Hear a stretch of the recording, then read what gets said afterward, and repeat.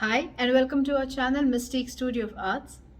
My name is Shivani Karhatkar and I warmly welcome you to our performance series Befriending the Bard, a series where we present monologues and duologues from the brilliant works of William Shakespeare.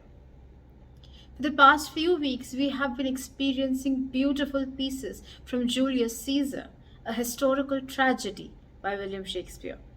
We have seen Brutus and Cassius making plans of murdering Caesar.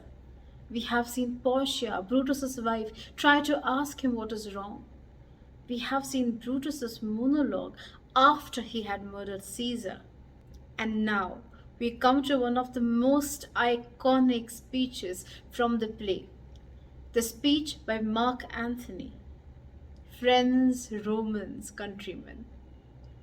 This piece is truly phenomenal because Mark Antony is very subtle in his approach to the Romans. Brutus has just spoken to the Roman citizens, explaining that he did what he did just for the good of Rome. Had Mark Antony opposed Brutus publicly, he may not have achieved what he wanted to. Hence, Mark Antony very subtly approaches the Roman citizens, telling them that he comes to bury Caesar, not to praise him. He then tells them how Brutus, who is supposedly an honorable man, has murdered Caesar in cold blood. He defends Caesar's character. He defends Caesar's love for his citizens. This iconic speech is performed by another guest performer. Ishaan Arya is a 12th grade student in a renowned IB school in Pune. He has always been an ardent actor and an excellent public speaker since a very young age. Along with excellence in academics, he has received distinction in the Trinity Grade 8 examination for acting and has completed the Associate of Trinity College London first level of diploma in communication skills. This performance is in its original archaic language, the Old English Shakespearean language. It's a truly phenomenal, iconic performance. We hope you enjoy it. For more videos, do subscribe to our channel and share this with your friends and family. Thank you.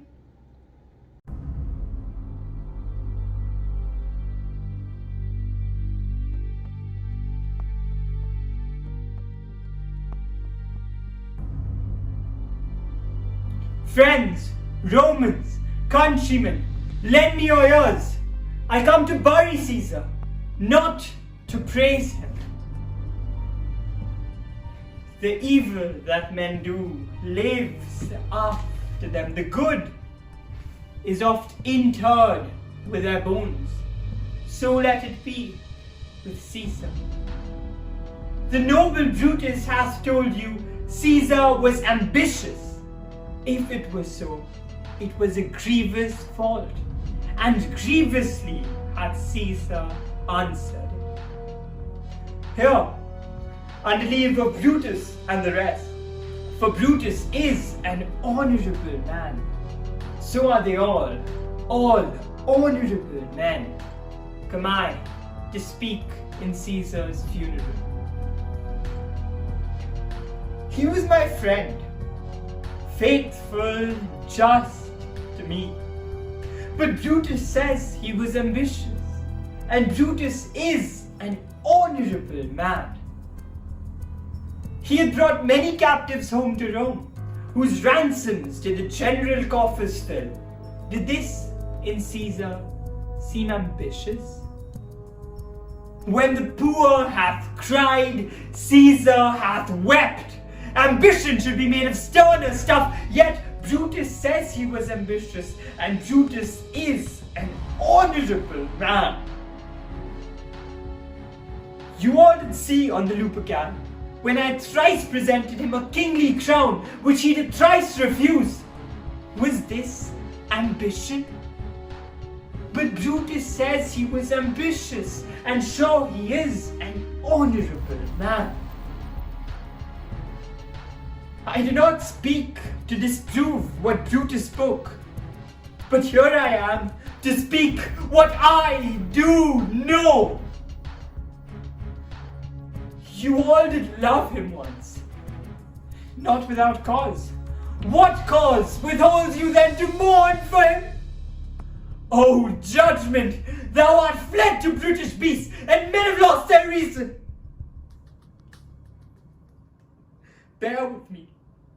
My heart is in the coffin there with Caesar, and I must pause till it come back to me. But yesterday, the word of Caesar might have stood against the world. Now lies he there, and none so poor to do him reverence. O masters, if I were disposed to stir your hearts and minds to mutiny and rage, then I should do Brutus wrong, and Cassius wrong, who you all know are honourable men. I will not do them wrong. I'd rather choose to wrong the dead, to wrong myself, and to wrong you than wrong such honourable men. But here's a parchment with the seal of Caesar. I found it in his closet. 'Tis his will. Let but the commons hear this testament, which, pardon me, I do not mean to read. And they would go and kiss dead Caesar's wounds, and dip their napkins in his sacred blood. Yeah, bag a hair of him for memory, and dying, mention it in their wills, bequeathing it as a rich legacy unto their issue. Will you be patient? Will you stay a while?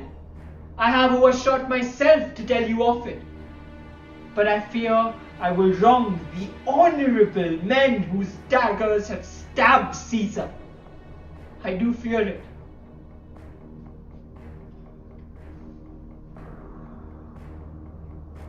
If you have tears, prepare to shed them now. You all who know this mantle, I remember the first time ever Caesar put it on. It was on a summer's evening, in his tent, the day he overcame the Nervi. Look! In this place ran Cassius's dagger through.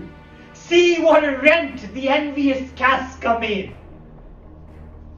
Through this, the well-beloved Brutus stabbed, and as he plucked his curse steel away, mark how the blood of Caesar followed it, as rushing out of doors to be resolved if Brutus so unkindly knocked, for Brutus, as you know, was Caesar's angel. Judge, O you gods, how dearly Caesar loved him. This was the unkindest cut of all, for when the noble Caesar saw him stab, ingratitude more strong than a traitor's arms quite vanquished him. Then burst his mighty heart, and in his mantle, muffling up his face, at the base of Pompey's statua, which all this while ran blood, the great Caesar fell. Oh, what a fall it was, my countrymen! Then I, and you, and all of us fell down, whilst bloody treason flourished over us. Oh, now you weep, and I perceive you feel the dint of pity. These are gracious drops. Kind souls, what weep when you but behold our Caesar's vesture wounded? He is himself marred, as you can see, with traitors